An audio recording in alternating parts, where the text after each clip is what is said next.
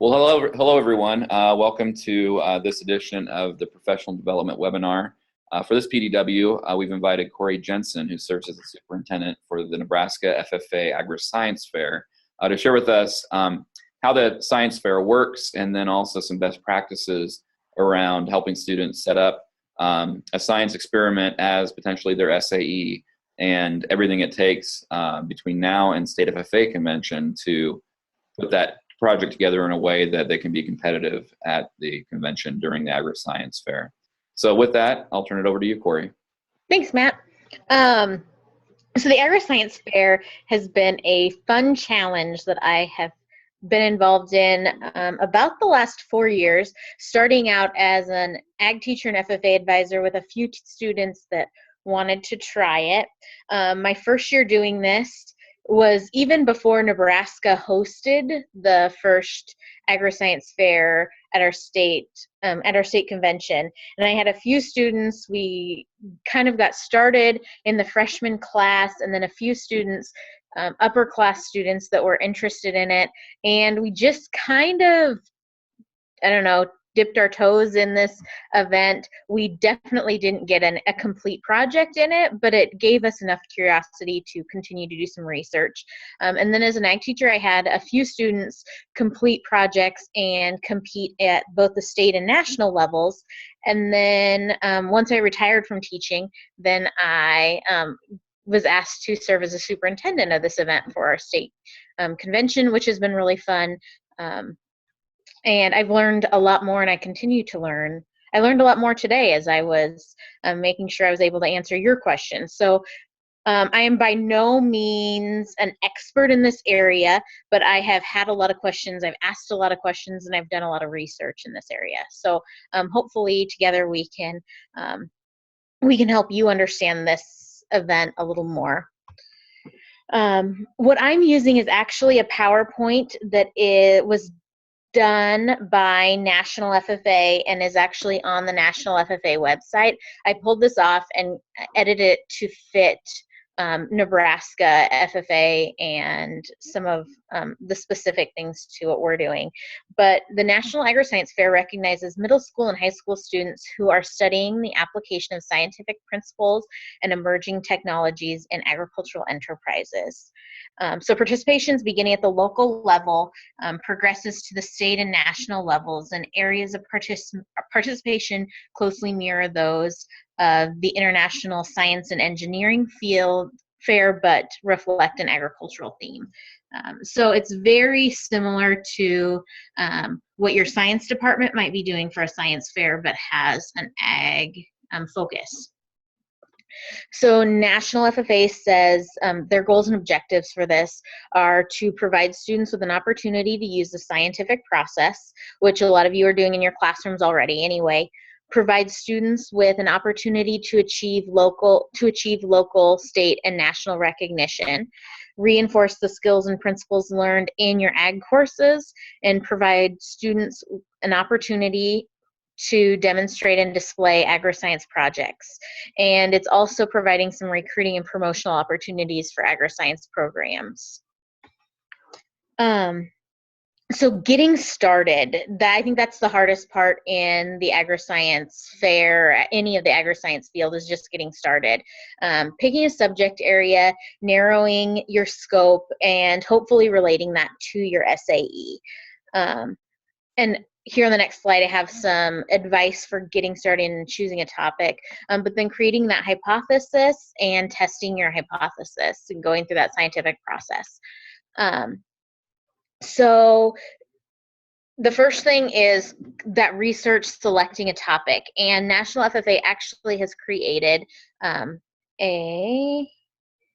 I'm going to pull this up. Sorry. I'm jumping from screen to screen, so be patient with me. National FFA has created, I don't know if any of you have seen it before. Can you see my screen right now? It says National FFA Agriscience Research Resource.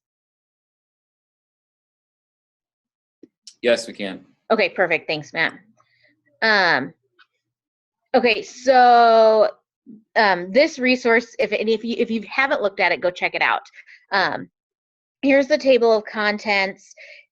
It's a fairly short document, but it has some great resources. So it's for agri-science in general, talking about Agriscience Fair, agri-science proficiencies, and CDE and STAR in agri-science. It kind of encompasses all of that. And it's got some great advice for selecting a topic. If your students are struggling, I highly recommend that you send them over here and give them this resource, which we can put on the FFA website with the agri-science stuff, but it's also on the agri-science portion of the national FFA website as well. It's got several great resources that you can look at to go find topics and ideas for your science project. Several great resources. So if they're struggling, send them to any of those. And then it also helps in selecting the topic, gives you some guidance as an instructor, talking about maybe creating a research committee to help guide your students. That could be other science teachers, school administrators, agriculturalists in your community, or even FFA alumni members, but creating that research committee that may help give students some guidance. And then it gives you some project components. We'll get to more of these later, but talking about the specific information that you're going to need in every Agriscience Fair project, whether it's whether they're applying for proficiency in agriscience or competing in the Agriscience Fair. And then understanding the scientific method, going into detail of problem statements, hypotheses, testing your hypothesis, data analysis and reporting, even some good sample graphs of when and why you might use different types of graphs. And then has some great ideas for your display and what your display should look like as well. So this is a great partner with anything you're doing in the agri-science field in your classrooms and with your FFA members. So once you've got the students to pick the topic, which is really the most challenging part, like I said, narrowing that down and doing some of the resources, then you can move on to you'll move on to writing the report. Now, there are 24 categories. So there are, or there's 6 categories, 24 areas. So there are 6 different categories that these are placed in, and 4 divisions within each of the categories. That seems like a lot. Bear with me, and I think this will make sense once we get through all 6 of these. But the first one is the animal systems, and this is probably the easiest to identify if your project is in the system. Anything studying the animal system includes life processes, health, nutrition, genetics, management, and processing through the study of small animals, aquaculture, livestock, dairy, horses, and or poultry. A few examples are comparing nutrient levels on animal growth, researching new disease control mechanisms, effective estrus sink on ovulation, comparing the effects of thawing temperatures on livestock semen, and the effects of growth hormone on meat and milk production. Then within animal systems, there are 4 divisions, and those are divided up by age and either they're doing it as a team or an individual, and we'll look at those here at the end of this list.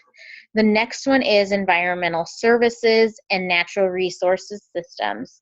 This is the study of systems, instruments, and technology used in waste management, the study of management of soil, water, wildlife, forest, and air as natural resources and the influence on the environment.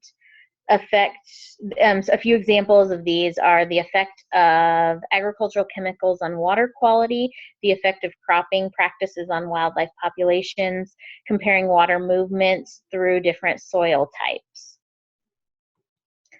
The third one is food products and processing systems.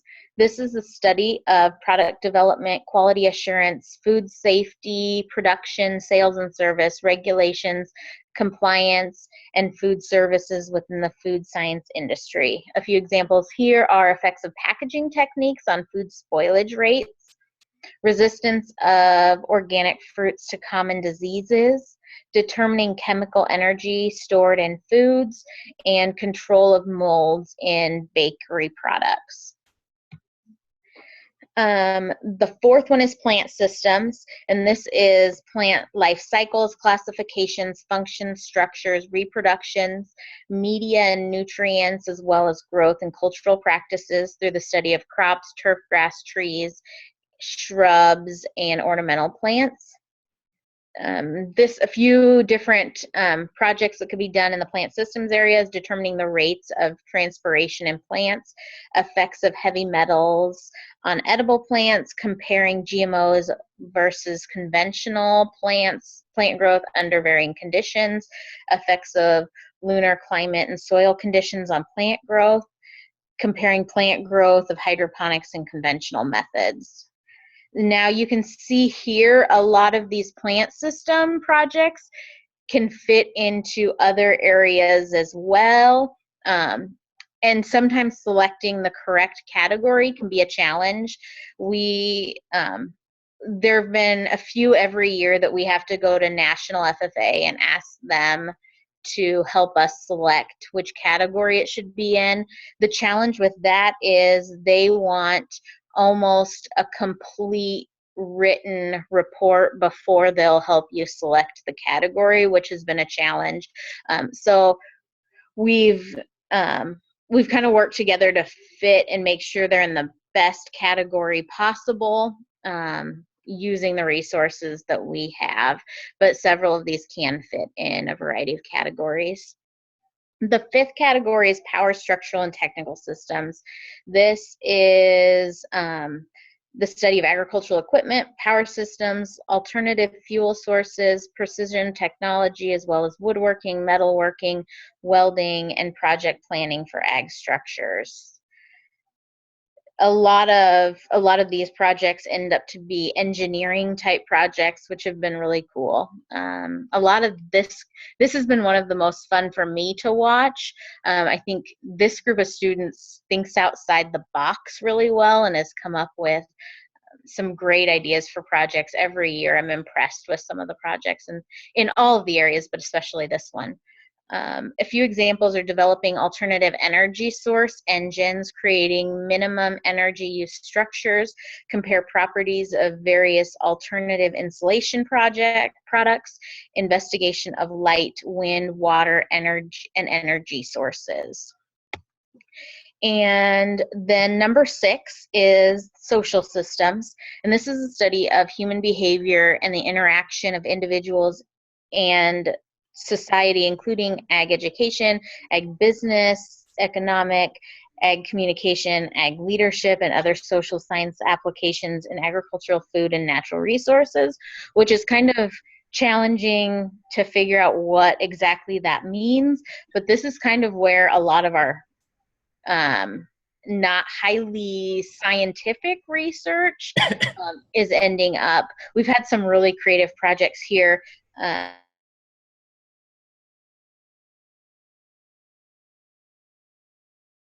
Alternative ag practices. A student I had that qualified for nationals as a freshman, she did a really cool project in this. She baked bread, actually bought frozen bread dough, baked the bread, and cubed it, and then sat outside several grocery stores, and then came into ag classrooms and then non-ag classrooms, and had students test 3 different samples of bread, one labeled organic, one labeled GMO, and one labeled traditional. And it was asked their perception on taste, asked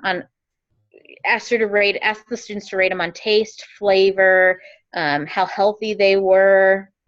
There were a few things that she had them rate them on the quiz, and it was obviously all the same bread, and looked at the perception of people in those different areas on GMO, traditional, and organic. And she came up with that project on her own as a freshman. It was a really neat project to see from beginning to end. Determine the impact of local, state, and national safety programs on accident rates in agricultural, natural resources occupations. Determine the economical effects of local, state, or national legislation impacting agricultural and natural resources. So this group just looks a little different than the rest of them, but has had some great projects out of it. Hey, Kori. Yeah. The 2 slides before it on the energy one, you said there was cool things. What were some of these cool things that you've seen? It's a lot of engineering things. We've had students develop. John, this stuff's way over my head. It's cool because I don't understand it. These kids are way smarter than I can ever be.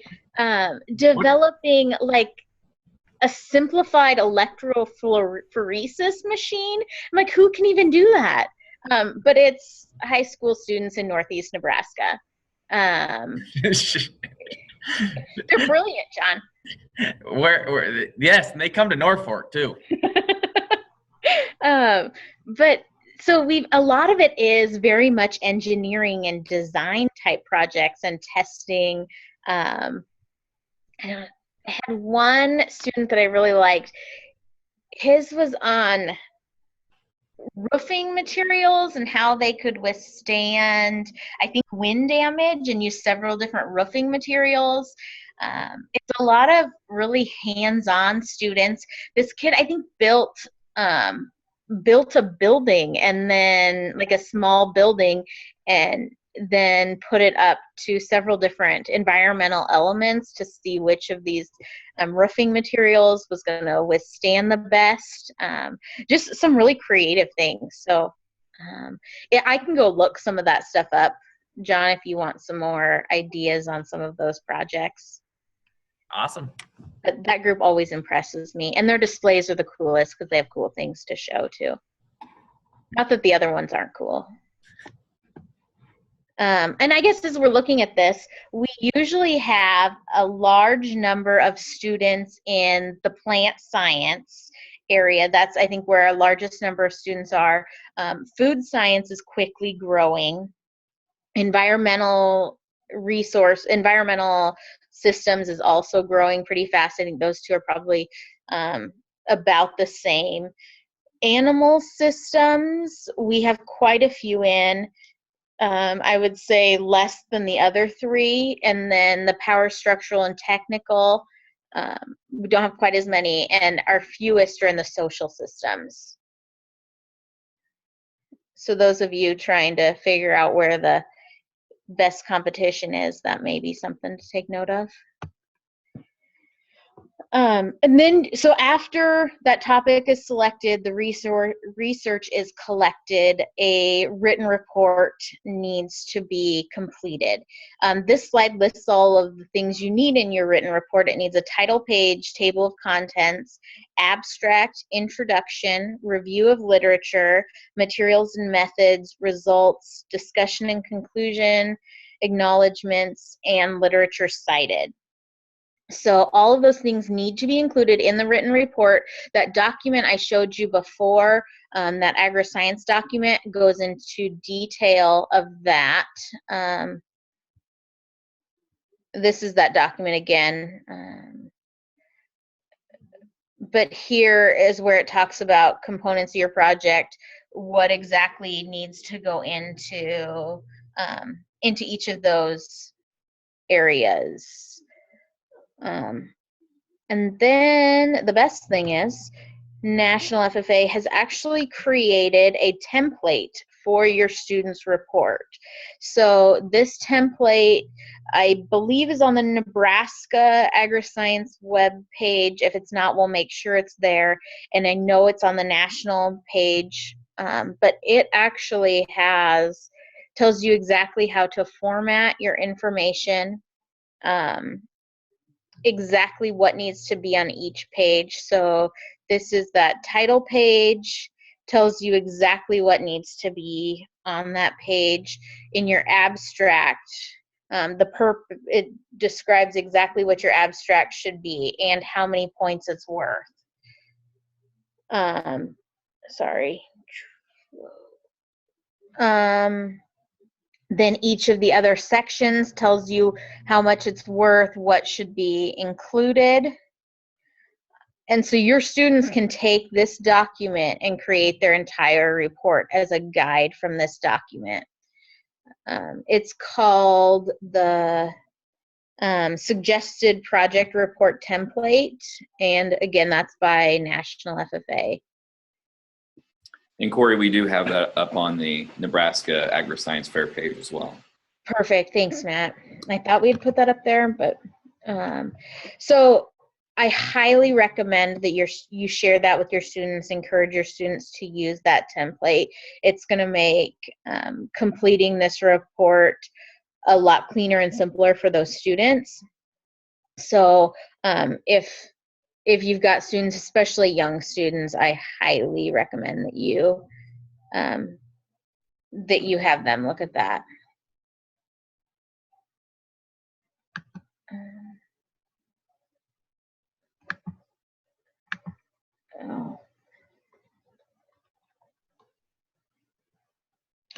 And then some helpful tips. As your students are completing their report, a few things about managing the outcomes. Lots of times they want to change their hypothesis so that they have a correct hypothesis. Don't encourage them not to do that. It shows them going through the scientific process. It doesn't matter if their hypothesis is correct or incorrect. It's just being able to support that. And then don't omit for or against evidence. A lot of these research projects don't have a clear black and white answer. That's part of research. And if they start omitting those things or changing their hypothesis to try and make their project better, they're not really going through that scientific process.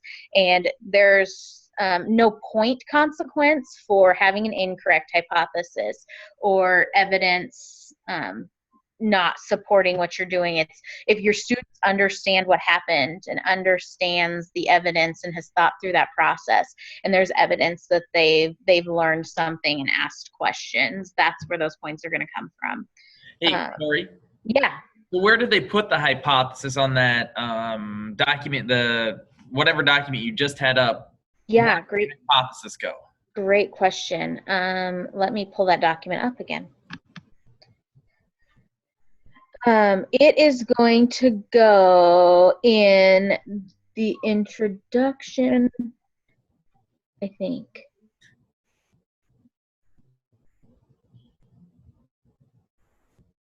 That's a really great question you have, John.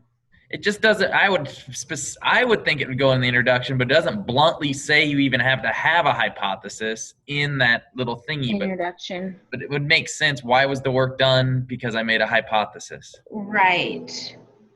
Yeah. Why was clearly states the problem.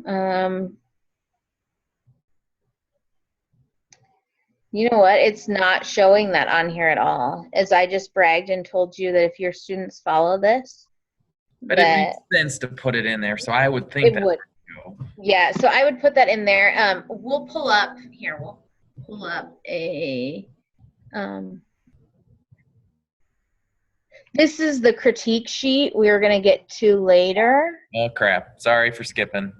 No, don't be sorry. This is a great question. I muted. Don't worry about it. That's a great question. And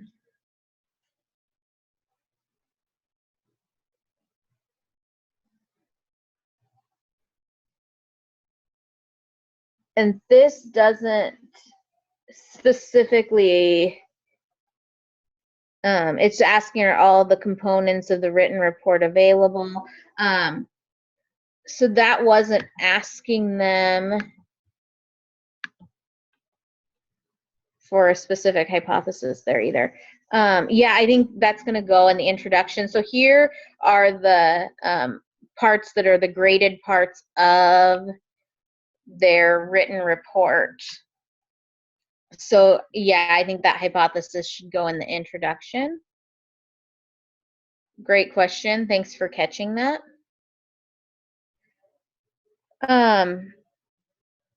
Then I guess what other questions do you have about the written report? We're going to jump to display here shortly. Okay, so then display, being creative without clutter, simplifying things, that's going to be really important. But it's important to remember that 10% of the project is the display, and I feel like sometimes students are spending 90% of their time on their display. So making sure that they understand that their display is important. However, having that good research and that good written report is even more important than the display. So their display must include their name, chapter name and state, category, and division. And then it must be a freestanding display. And we have a table that's provided for each student, and they need to have a display that's a maximum size of 48 inches wide and 30 deep. So we can actually fit 2 displays on an 8-foot banquet table. And then their displays can be a maximum of 108 inches high from the floor to the top of the display. Now, most students have used our table and set up their display board on our tables, but some have brought their own table or cart to display theirs on, and that is okay. It does fit within the rules, but we will have a table provided.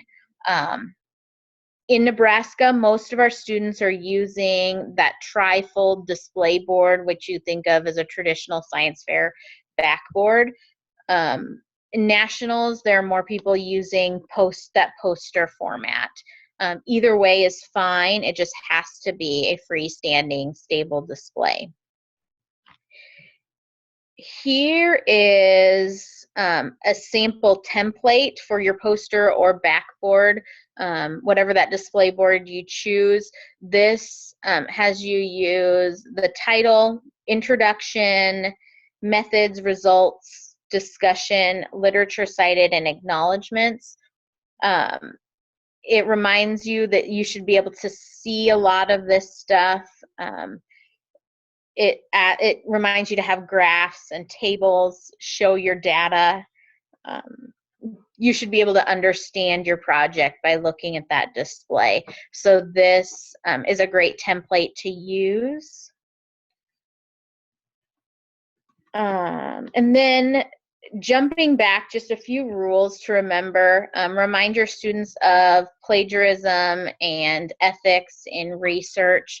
Those rules are laid out in the handbook for the Agriscience Fair, but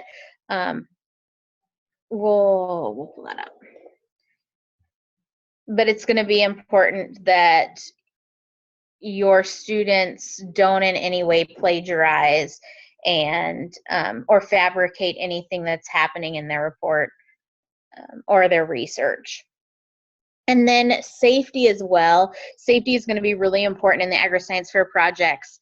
In the application, it asks for several safety waivers or safety forms to be signed by the ag teacher, parent, and student, just understanding, so everyone understands what materials are being used and how students and whatever is being researched is being protected. So as we look here, this is the handbook that we're looking at. So projects, when they come to our state conference, they need to be safe for judges and other students to come see them. So anything involving animals, they need to make sure that those animals have been protected using that form. Live vertebrates may not be exhibited at the science fair, but some you may have other animals or animal parts that could be exhibited. No needles, syringes, hazardous or toxic chemicals can be on display. Several students have used just colored water to display if it was a chemical that they were using and wanted to have that as part of their display, or even photographs or models are fine as well. Any chemical glassware must be displayed in a stable manner, making sure that if tables get bumped, things aren't going to get broke. Nobody can get hurt. Things won't get spilled on other projects or people. When we start to look into cultures and bacteria, it's important that students are safe. Cultures are probably best if you have pictures as opposed to bringing the actual cultures to the science fair. No cultures taken from human or warm-blooded animals may be used. That includes skin, throat, and mouth. As we look at other things that are going to be on display, plastic when possible. Petri dishes need to be plastic, not glass. And if they contain anything, they need to be sealed in the displays. No lasers or combustible materials in any of the displays. No open flames or hot materials. Anything over 100 degrees Celsius can't be left there. If they're going to heat something up for the judges, it needs to be protected. Everyone around them needs to be protected. Safety needs to be considered with any electrical or wiring devices. You can read through the rest of those in the handbook, but if you're using electricity, make sure that it's done safely. It's really important that students are protected during this, and there's some guidance from an ag teacher, a science teacher, or parent during this process.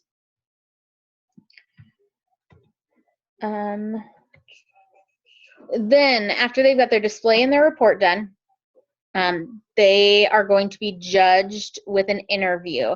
So in Nebraska at state convention, each student will have a 10-minute interview scheduled with 2 or 3 judges.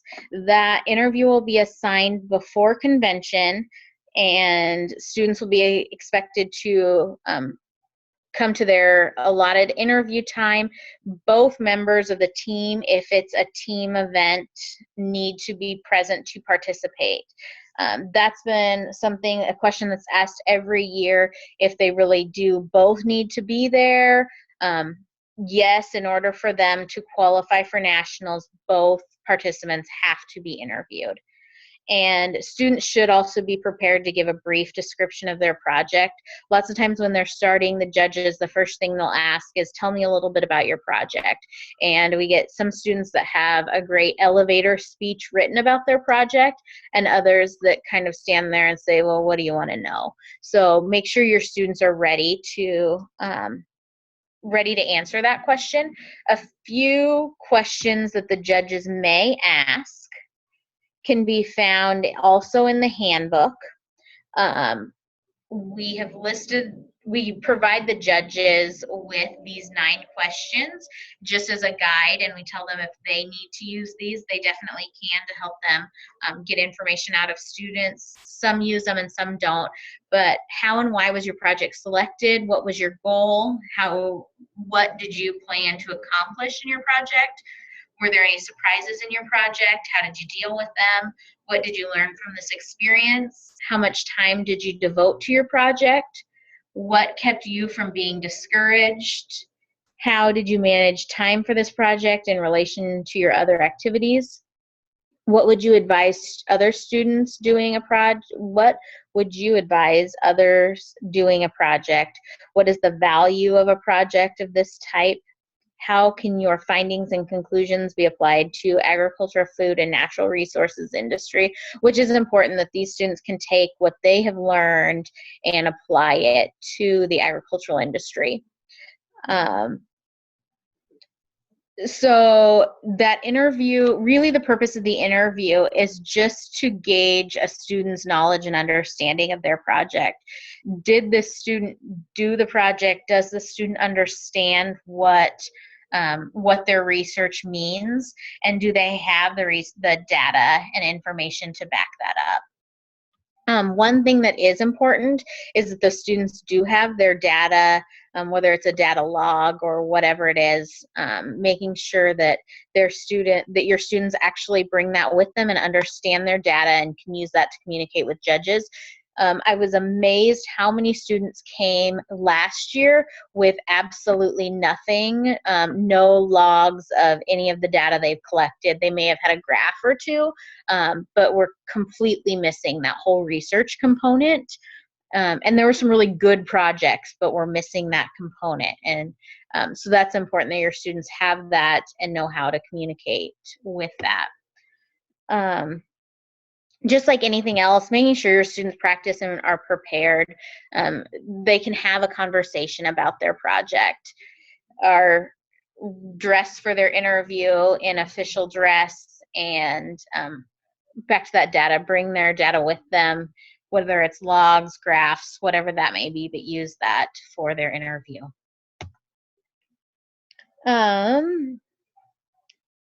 Before I move on to state and national participation, does anybody have any questions about the display, the report, interview?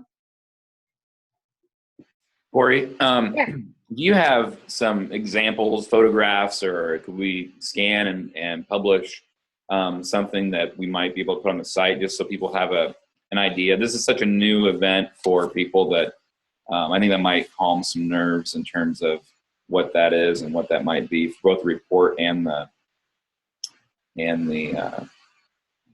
booth. The Display? Yeah, absolutely. Yes, we can get some. Okay, great, thanks. Yeah, thanks. That's a great idea. So we in Nebraska obviously are running our own Agriscience Fair now. Chapters can submit an unlimited number of entries. We have some chapters, I think our most this year, we had a chapter that submitted 19 entries. And so you can submit as many as you want in each category. At this point, there is no limit. Members, they must be dues-paying members enrolled in one agricultural education course during the year and must have an SAE is how our handbook is written. So must be an active FFA member. A lot of our members are actually using these as their SAE. Yes. Matt Greifels rules. Did you have a question for me? Yeah, I do. So let's just say that in a class they're doing project with worms, like the red wigglers, the composting worms. Yeah. And there's 3 groups. Can they all do if they all do the same experiment because their teacher's making them do something similar, but they have to do a lot of the crap of the research stuff and all this homework because that's got to keep the SAE has to happen outside of class. Right. So be sure to follow that rule to a T, Matt. Can that happen? Can 3 of the same experiments happen? Yeah. Yes, absolutely. And so they can still come to state with those 3 as long as I think they're good enough. Yeah. Yep. Oh. You definitely can do that. I didn't know that. In the exact same area. Yeah. There's nothing that says there's a limit on areas. One of those students might do them in an individual area and the other might do it in the team area. But yeah, absolutely. They could come in. I mean, I don't know what kind of teacher would be doing that to students, John, but I mean, if a teacher made them deal with those red wiggly worms. We've got worms. Don, I'd also point out too that the National Council for Ag Ed has recently published a new definition of SAE that says that SAE does not have to be outside of the classroom time. And so we'll probably have another PDW another time that goes further into that too. But if this is a student's SAE and if the research and work are happening during class, but if it's managed correctly, this can be a bona fide SAE. Well, then maybe I'll change and allow them to do some work inside of the classroom now then. You know, that might be a great thing. Because it's not against the rules anymore. But there are a lot of students using this for their SAE. It's a great SAE, especially freshman students that may not have an SAE, bringing them in and allowing them to use the Agriscience Fair project just to understand what an SAE is, and allow them to start keeping some records. This is a great start, and I know a lot of students have used this. So kind of to add on to what John was saying, so there's 6 categories. We went through those, and there's 4 divisions. So there's a division for individuals in grades 7 through 9 and teams in grades 7 through 9. And then individuals in 10 through 12 and teams in 10 through 12. Now a team is 2 people. So it can't be more or less. It has to be exactly 2 people. But that's how those are laid out. So within animal systems, they're actually within that category, there's actually 4 divisions, which creates a total of 24 different areas. So Nebraska can send up to 24 projects to the national competition, 1 in each of those areas. Then for the national convention, it's very similar. It's run very similar to what we're doing at the state level. Students will send their report. The one difference is students send their report in, and the report is actually judged, and finalists are selected from that group to bring their project to be interviewed at the National Agriscience Fair. So just because your student qualifies to compete at the national level does not mean they will necessarily be interviewed at the national level. They have to qualify for that interview. I hope that makes sense, but just understand that your students may not actually be participating live in the Agriscience Fair at the national level unless they qualify. And so just as an example, I looked up earlier today, we had 21 entries that we sent on to National FFA, and of them, 8 were selected as finalists for this coming National FFA convention. And so think of it similar, I guess, to proficiency awards. We can send up proficiency awards in all these areas, but only so many are selected as finalists. And this year, Nebraska has 8 finalists in the Agriscience Fair, which actually, when you think about it compared to proficiency awards, are more finalists in this than we had in proficiency awards. So it's a really good way to get students from Nebraska on the national stage. Mm-hmm. It is. And every student that I have sent or talked to that has participated in the National Agriscience Fair has had a phenomenal experience. Then awards. At nationals, all projects that are sent on to nationals, whether they are interviewed or not, are awarded a gold, silver, or bronze, and then there's cash awards for first, second, and third place. At the state level, we are going to, next year, one change is we are going to recognize all participants as gold, silver, and bronze as well, where before we were only recognizing them as first and second place. Now all projects will be recognized as gold, silver, and bronze. And then there are cash awards for first and second place depending on sponsorship. The first place will be recognized on stage during a general session. I believe that's happening again this year. I don't know if, Matt, you can confirm that. My guess would be that part would stay the same, but I don't know for certain. Again is that first place in each category will be recognized on stage. Then as you start to think about the Agriscience Fair and getting registered and having your students start that, The application form must be postmarked by March 1st, 2016. And this is just the application, not the entire report.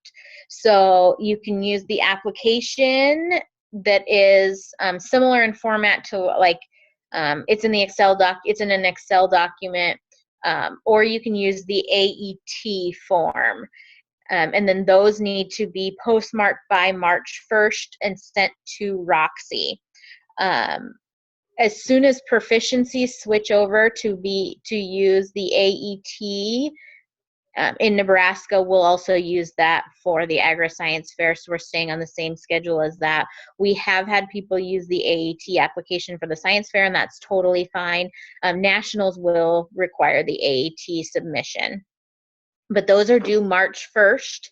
And then the written report needs to come to state convention and be checked in when your students come into the check-in table before 10 a.m. on Wednesday.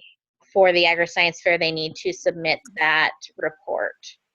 Kori, going back to the application, we've already made the jump from the old proficiency award to the online proficiency awards. And is Agriscience Fair different, or should we be requiring the online application rather than the old Excel application? Well, Anita and I had a conversation last week, and I may have misunderstood, but I thought you were doing one more year of the old proficiency applications. No? We made that leap. So Okay, then I guess we should probably just stay consistent then. That's my error then. So I think submitting it using the AET format is the correct way to go. And for those people that are watching this, either now or on the archive version, we'll post that very prominently on the Agriscience Fair webpage at neaged.org as far as what you're supposed to use. So please reference there when you're watching this video later. Great, thank you. Then you will receive an interview schedule for Wednesday, April 6th. Interviews will happen between 10 a.m. and 4 p.m. And any changes due to FFA conflicts, those requests need to be made by March 20th. So we can make those changes and make sure everything is ready to go for our judges in time. So it is important that those are done by March 20th. This Agriscience Fair, as far as we know, will happen on April 6th, Wednesday of State Convention, on 5th floor of on the 5th concourse of Pinnacle Bank Arena.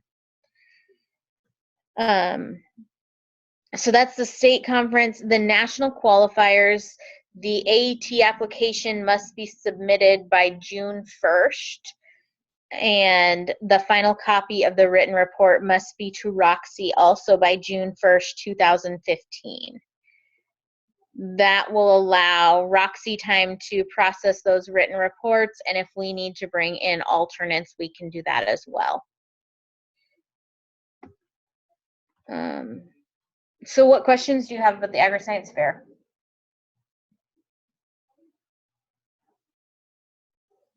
Okay. Were you still planning to jump back to the rubric, or? Oh, thanks, Matt. Yes. Thank you. So in the handbook is this rubric. It actually is formatted a little differently. This is the rubric I give to the judges. And it is exactly Nebraska's rubric. The points are exactly the same as the national level. So students can go through and use this rubric and help evaluate themselves prior to the conference. But it's talking about knowledge gained is a total of 15 points. The complete Agriscience Fair is 180 points, as you can see at the bottom. Knowledge gained is 15 points. The scientific approach and how they went through that scientific process and methods, that's going to be 15 points as well. Research, as they have gathered information, are they using a variety of sources? are they asking good questions? Do they understand their project as far as researching more information? That's also worth 15 points. How they've worked through this, whether it's individually or a team, have they gathered materials? Is the logbook complete and ready? Does it contain the information needed? We talked about the logbook was completely missing in some of the projects last year, making sure that's available for the judges and students are referencing that. Identifying portions of the presentation representing the work of others, making sure that that they're acknowledging other people and their support in this project is 15 points. Thoroughness is 15 points. Using repeat trials, going through step-by-step processes, making sure that their research was done completely. Did they have a big enough test? Did they need to repeat it? Was this a complete project? That's 15 points. Information, making sure that they are using facts and principles. Have the results of the experiment been reported accurately? Making sure that their information is accurate and complete. And then results and conclusions. This, again, doesn't necessarily have to support their hypothesis, but do they understand the results? Have they come to a conclusion from their research? That's 15 points. The interview itself is worth 15 points. The visual display is worth 15 points, and then the written report is worth 45 points. So that's a big chunk of that point total. But as you can see, the scientific process is a huge portion of the point total, making sure students have gone through that scientific process, that they're asking questions and doing research, and they're showing their understanding of their project and that process. So I highly recommend that you have your students refer to this rubric, which is in the handbook. Thanks, Kori. I had a couple more questions too. Who typically are the judges? Great question. A lot of them are university faculty. We're getting, we've had several judges from Curtis and from UNL come in and judge. Some of them are graduate students in those specific areas. We are also getting industry people. Example, Pioneer has been our an Agriscience Fair sponsor, and they've brought in some agronomists, some plant breeders. A lot of their research employees are coming in. Their research faculty are coming in to help judge as well. So it's experts in that area. Great. Also, could you talk a little bit about the logistics of the convention? We talked a little bit about turning in the report and the on-stage parts, but what about the space, where they set up, how long it needs to be set up, the takedown procedure, or those types of things? Great question. These details aren't necessarily set in stone. If we're planning on them being similar to last year. So they're going to come in and check in on Wednesday of our state conference, and at 10 a.m. all the reports need to be set. Students will bring in their reports and set their display, and then they can leave and come back at their assigned interview time. And those interviews will go all day long on Wednesday. And then we hope to have students leave up their displays all day Wednesday, and then Thursday, the science fair will be open for the public to come in and see. It's a great place to send your students to go look at other students' work. There's some great projects, and if you have students that might be interested in the Agriscience Fair, send them up to check it out. And all day Thursday, and then those projects will come down Thursday night. So students, I guess those students participating in the science fair will only need to be on the 5th floor of Pinnacle Bank Arena for setup before 10 a.m. and then for their 10-minute interview. And we've asked students to come in about 20 minutes ahead of time, just in case our judges are running ahead of schedule. And then they'll have that 10-minute interview. And then their project can be left for 2 days. Some students are choosing to remove some things from their project. Example, if they had laptops that were showing videos or some expensive equipment, they're taking those with them. But for the most part, the complete projects are staying up to be visible for the public. Very good. And last year that was held on the 3rd concourse in the back end.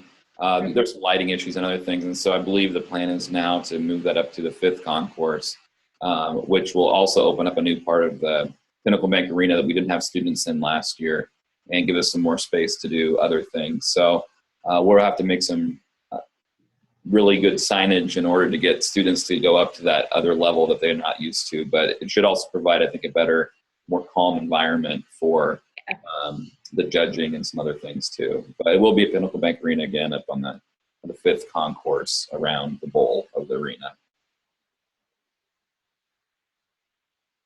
So, and all final schedule things too, I'll say for the sake of the video, we'll have posted on the Agriscience Fair webpage on neaged.org as we approach the convention. And then also too, Kori, you'll communicate those specific schedules by about what time ahead of the specific interview schedules.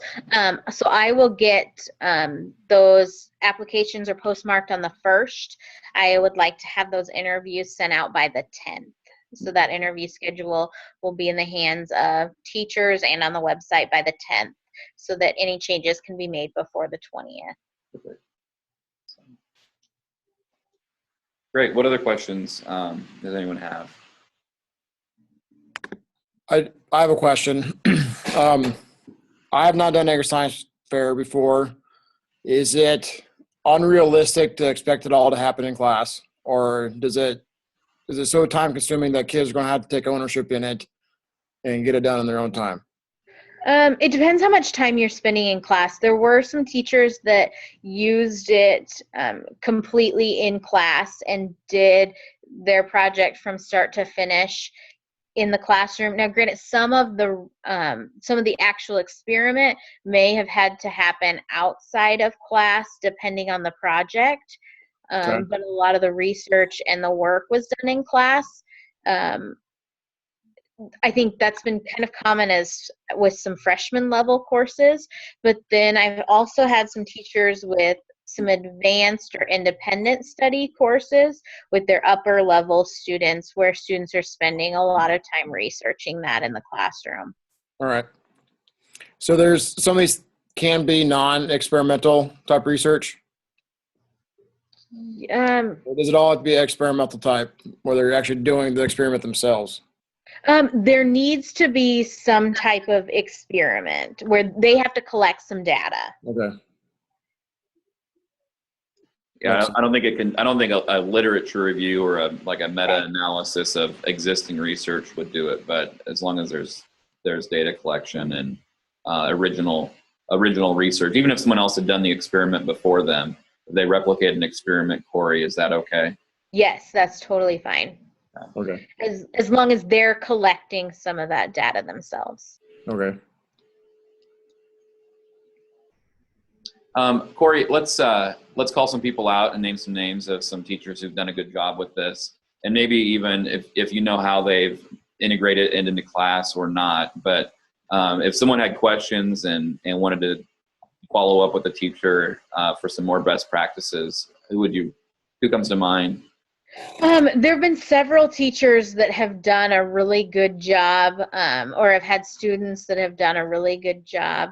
I think a pioneer in the Agriscience Fair in Nebraska has been Tim Arkfeld.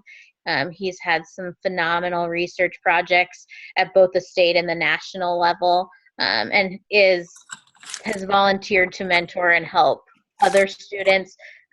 He's in fact has helped some of my students. I've called on him as a mentor as well. Kevin Anderson has had some really successful students in this area.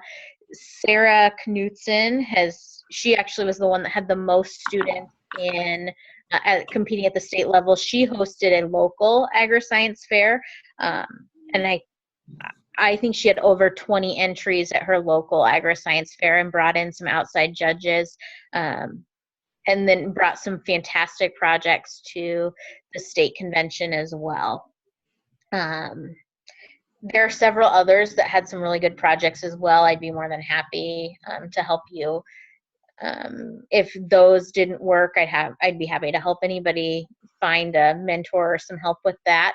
The other resources that people have really taken advantage of are extension people and university faculty. A lot of them have been more than willing to help mentor or guide students in research.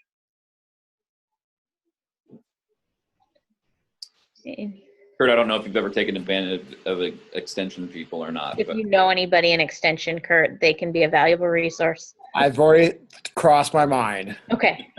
Saying taking advantage of them can be multiple ways, you know. I would just tack on to Kori's. Tim Arkfeld, I think, has done it more as a traditional SAE, from what I understand. I think that Kevin Anderson has kind of done a hybrid, but the neat thing about what they've done is that with Paul Tim, a certified ag teacher, being right there in Lyons, that part of the work happens in the biology department, because that's what he does there at Lyons, and so him and Paul and Kevin really work together on it. So your science teacher might be another great resource. At Conestoga, and I think I'll throw Blair in there too. I think they've integrated that in as a freshman agri-science project. A great part of it's graded, and then those students that really get into it take it a step further. And so a couple other models to work for you as well. In terms of the timeline, Kori, recommend, like, you really want to start this thing probably about what time. I know it depends on the research and the type of data that's collected, but is now too late? I'd hope not, but No. Okay.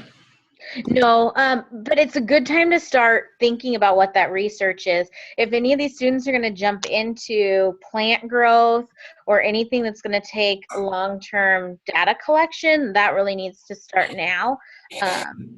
We have had projects that have started in January or February, and they can be successful. They're just gonna have to work a little faster. But I think now's an ideal time for students to start thinking about that, at least start selecting their topic and narrowing down their research. But it's definitely not too late, but it's not too early either. Very good. Great. Any other questions?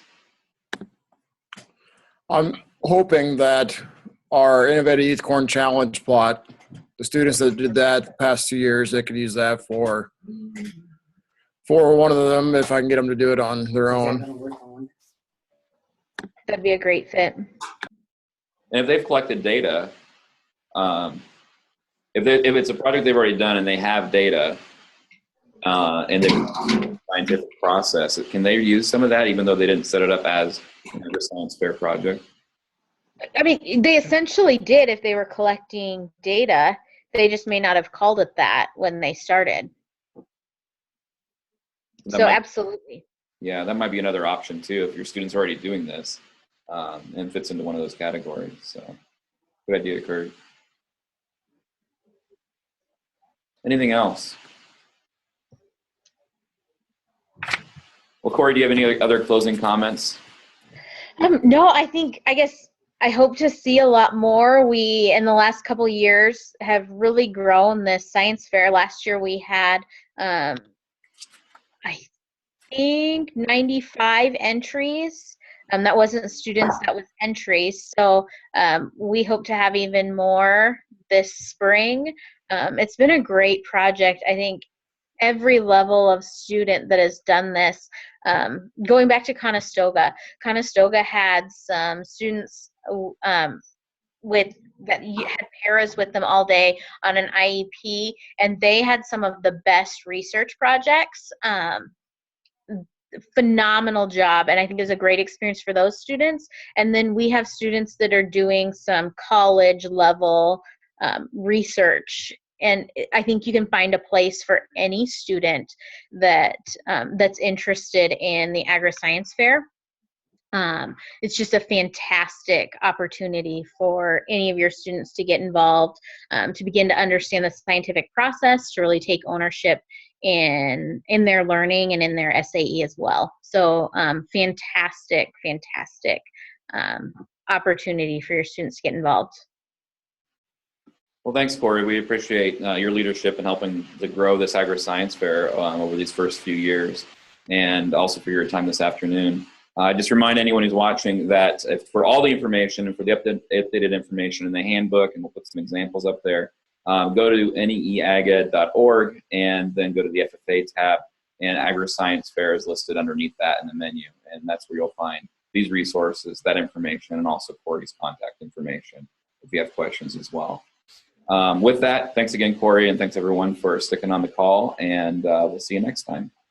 Thank you. Thanks, guys.